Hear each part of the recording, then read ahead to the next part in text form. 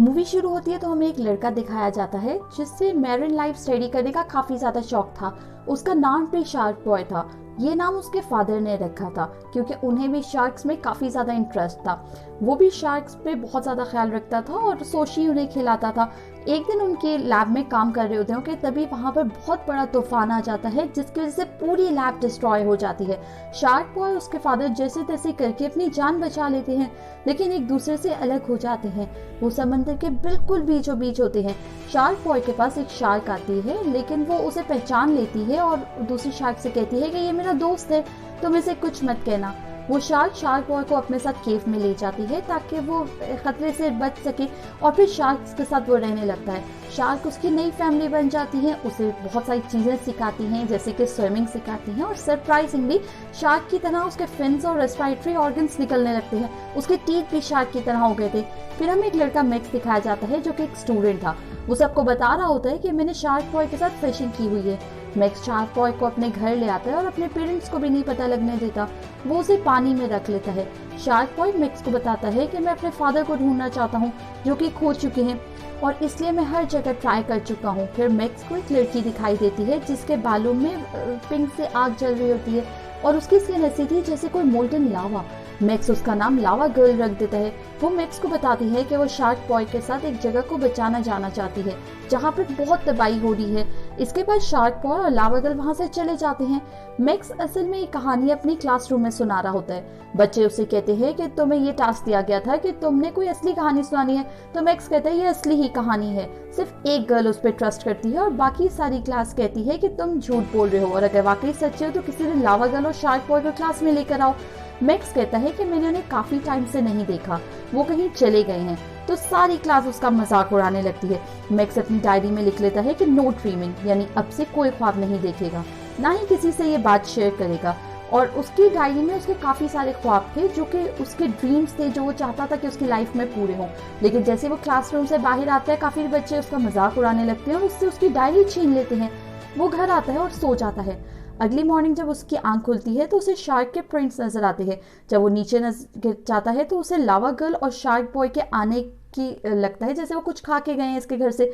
अभी तक पूरी तरह से सुबह नहीं हुई होती तो इसकी मॉम इसे कहती है कि जाओ दोबारा से सो जाओ क्योंकि तुमने सुबह स्कूल भी जाना है। लेकिन मैक्स को स्कूल जाने में बिल्कुल भी इंटरेस्ट नहीं था। अब सुबह हो जाती है और मैक्स के डैड उसे कहते हैं कि बेटा मुझे तुम्हारा रूम साफ करते हुए एक रोबोट टॉय मिला है जो कि तुमने बचपन में बनाया था।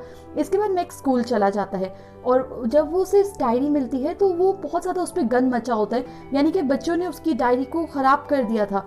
मैक्स गुस्से से डायरी उस बच्चे के सर पे मारता है और तूफान आने लगता है और टोर्नेडो आ जाता है। तभी वहाँ पर शार्क बॉय और लावा गर्ल आ जाती है और मैक्स को कहते हैं कि तुम हमारे साथ चलो। वो उसे एक अच्छी जगह पे ले जाना चाहते थे और एक इमेजिनरी उनका प्लैनेट था जिसके बारे में उनके बारे हर वक्त ये सोचते रहते थे और उन्हें लगता था जैसे वो तबाह हो रहा है और उन्हें बचाना है। मैक्स पहले तो नहीं मानता, लेकिन फिर उसके बाद ज़बरदस्ती वो लोग उसको अपने साथ ले जाते हैं मैक्स को और फिर रॉकेट शिप में बैठ जाते हैं जो कि खुद ही उड़ता है। लेकिन इन लोगों को ये तक नहीं पता होता कि वो लैंड कैसे करेगा, बस वो अपनी मंजिल पे जा रहे होते हैं उस प्लैनेट की तरफ। आखिरकार सारे प्लैनेट्स को क्रॉस करके फाइनली उस प्लैनेट पे पहुंच जाते हैं जहाँ पे बहुत ज़्यादा अंधेरा होता है। मैक्स उनसे पूछता है कि ये अंधेरा इतना क्यों है, तो मैक्स को बताते हैं कि बस ये प्लैनेट डिस्ट्रॉय होने वाला है और अब इसमें से 45 मिनट्स रह गए हैं। लावा गर्ल कहती है कि तुम्हें इन चीज़ों को फिर से क्लिक करना होगा, याद करना होगा।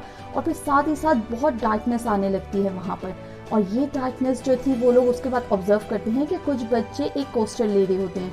तो वो लोग मैक्स को कहते हैं कि ये बच्चे यहाँ पर अगर ना आए तो ये लोग वापस नहीं जा सकेंगे, ये लोग किसी तरह से सो जाएंगे और अपने ड्रीम वर्ल्ड में चले जाएंगे। मैक्स उन्हें कहता है कि कैसे हम इन बच्चों को बचा सकते हैं। तभी वो रोलर कोस्टर पे बच्चे चिल्लाने लगते हैं और लावा गर्ल उन्हें रोलर कोस्टर को रोक देती है अपनी पावर से। और फिर लावा गर्ल उन बच्चों से पूछती है क्या तुम्हें मिस्टर इलेक्ट्रिक के बारे में पता है। तो देखती है कि सब बच्चों के हाथ खड़े हुए हैं, इसका मतलब कि उन्हें इसको पता है। मैक्स लावा गर्ल को कहता है कि उन्होंने हाथ खड़े नहीं किए बल्कि ये उल्टे लटके हुए हैं, इस वजह से उनके हाथ नीचे लटके हुए हैं, यानी उन्हें मिस्टर इलेक्ट्रिक के बारे में नहीं पता था। और फिर वो फ्री कर देती है उन बच्चों को। और फिर मैक्स उन्हें बताता है कि मिस्टर इलेक्ट्रिक है कौन। तो मैं उनका दरअसल उसका ये काम था कि वो लाइट फैलाता था लेके अब यहाँ पर वो डार्कनेस के सिवा कुछ नहीं लाता और वो बुरा इंसान है। लावा गर्ल, मैक्स और शार्क बॉय चलते हैं उस रोलर कोस्टर पे और फिर वो एक माउंटेन की तरफ मूव करते हैं जहाँ से लावा निकल रहा होता है। लावा गर्ल कहती है ये मेरा घर है और उसके बाद वो नीचे आ जाते हैं जहाँ पर इलेक्ट्रिक से मिलते हैं, यानी मिस्टर इलेक्ट्रिक से, और वो मैक्स का टीचर होता है।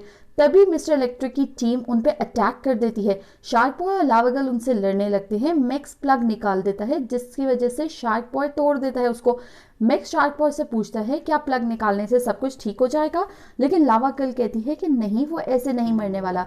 शार्क बॉय से वो कहती है कि मिस्टर इलेक्ट्रिक को अपनी पावर्स दिखाओ और कि तुम क्या कर सकते हो, क्योंकि हमारे पास हमारी सीक्रेट वेपन भी तो है।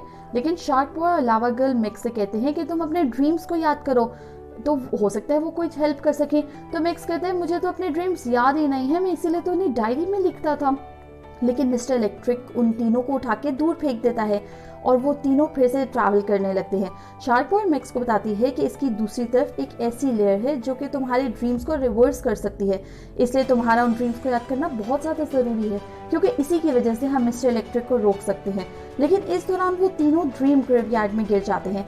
दूसरी तरफ हम मिस्टर इलेक्ट्रिक को देखते हैं जिसे कोई पावर कैरी होती है कि सब ड्रीम्स खत्म हो जाने चाहिए और सब बच्चे उठ जाने चाहिए।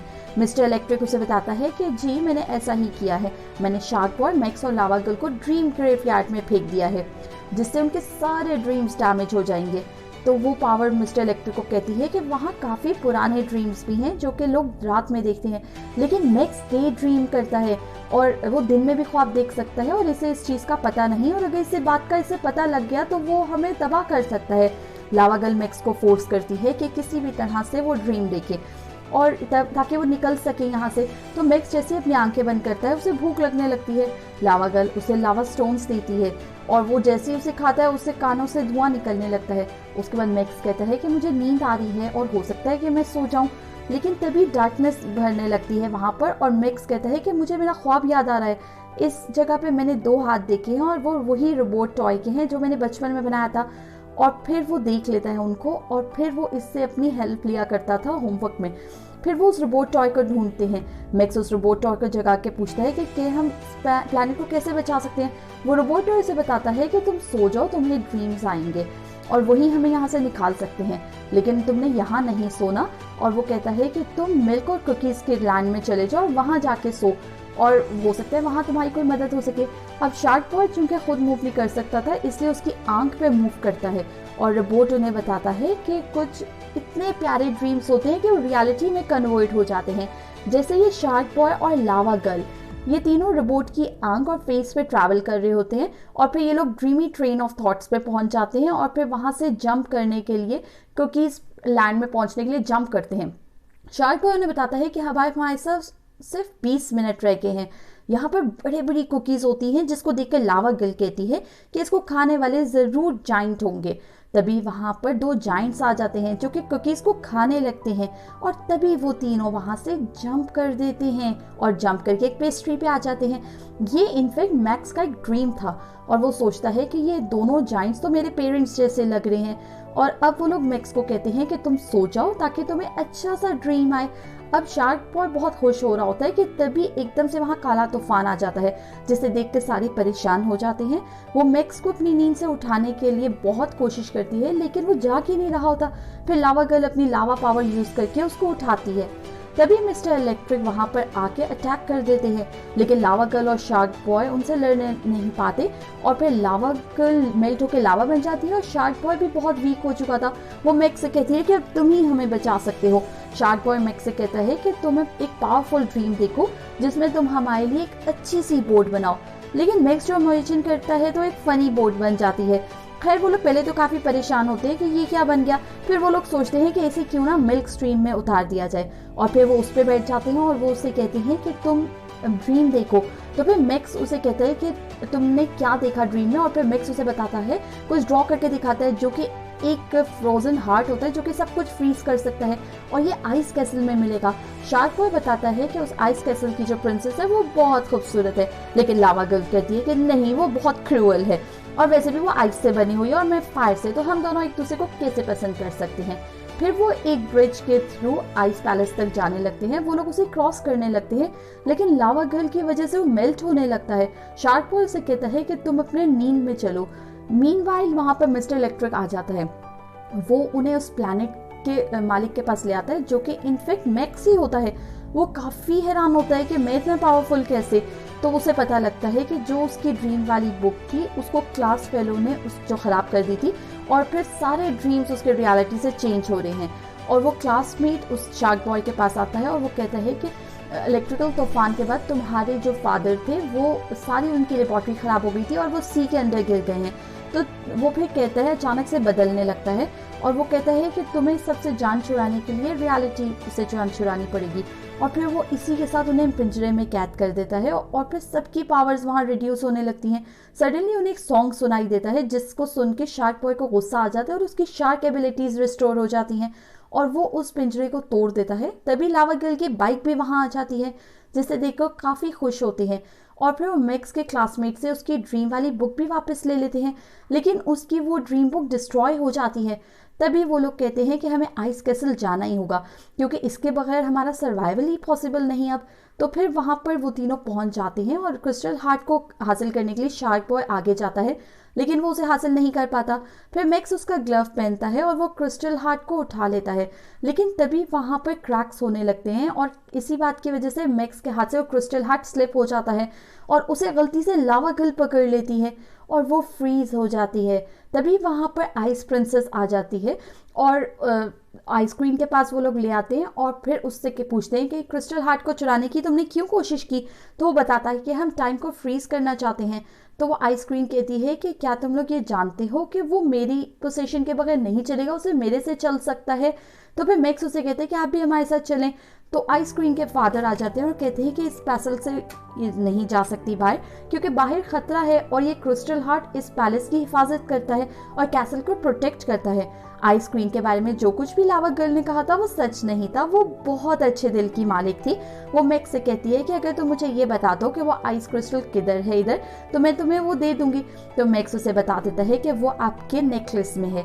तो वो आइस क्वीन उसे कहती है कि ठीक है ये ले जाओ, लेकिन वादा करो कि इसका ख्याल रखोगे और इसकी मदद से हमारे किंगडम को भी बचा लोगे। उसके बाद वो उसे दे देती है और वो लेकर चले जाते हैं और वहाँ से क्रिस्टल हार्ट लेकर चले जाते हैं। और जैसे कि उसने बताया था पहले कि वो क्वीन के अलावा किसी से नहीं चल सकता था, उतनी देर में लावा गर्ल को भी होश आ जाता है और मिस्टर इलेक्ट्रिक आ जाते हैं वहाँ पर। वो उन पे अटैक करने लगता है, लेकिन शार्क बॉय को गुस्सा आ जाता है तो वो पानी में जंप कर देता है। तो मिस्टर इलेक्ट्रिक उस पानी में इलेक्ट्रिक ईल्स छोड़ देता है, जिसकी वजह से शार्क बॉय अपना होश खो बैठता है और बेहोश हो जाता है। जब लावा गर्ल ये देखती है तो फौरन से अपने दोस्त को बचाने के लिए पानी में कूद जाती है। अब वो शार्क बॉय को बचा तो लेती है, लेकिन पानी की वजह से उसकी अपनी पावर्स बिल्कुल कम हो चुकी थी और फिर वो बेहोश हो जाती है बाहर आते ही। मैक्स सोचता है कि ये सब मेरी वजह से हुआ है, अगर मैंने कोई अच्छा ड्रीम देखा होता तो आज ये ना होता। तभी शार्क बॉय को होश आता है और वो लावा गर्ल को लावा की तरफ फेंक देता है, यानी वो वोल्केनो की तरफ, जहाँ से लावा गर्ल अपनी पावर्स को रीगेन कर लेती है। और ये बहुत अच्छा आइडिया था। इस सब सिचुएशन की वजह से मैक्स भी काफी स्ट्रांग हो चुका था और अब वो बन चुका था डे ड्रीमर, यानी कि वो दिन में भी ख्वाब देख सकता था। अब मैक्स सोचता है कि क्यों ना मैं अपने क्लासमेट के पास जाऊं और उससे लड़ूं, और लेकिन फिर वो उसका फ्रेंड बन के उसके पास जाता है और उसको वो कहता है क्लासमेट कि मैंने तुम्हारे सारे ड्रीम्स पढ़ लिए हैं और अब मैं भी तुमसे लड़ सकता हूँ।